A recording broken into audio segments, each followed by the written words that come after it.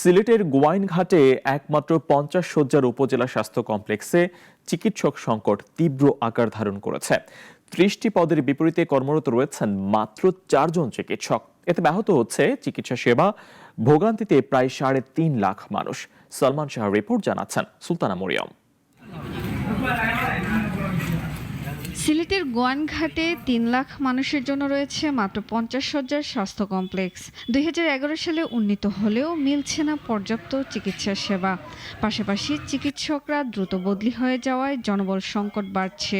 ফলে চিকিৎসা সেবায় চরম ভোগান্তিতে এলাকাবাসী। অর্থোপেডিক্স, ইএনটি, গাইনি সহ জরুরি 10টি বিভাগে মাত্র কয়েকজন চিকিৎসক রয়েছেন। মোট 30টি পদে 4 জন থাকায় সব বিভাগের কাজ চালানো কঠিন হয়ে পড়েছে বলে জানান সংশ্লিষ্টরা। রোগীদের তুলনায় আমাদের স্টাফগুলা কিছুটা কম। আমরা অতিরিক্ত কাজ করতেছি, মানে আমাদের মেন্টালিটি বলেন যাই বলেন, আমাদের অনেক প্রেসার পড়ে যাচ্ছে।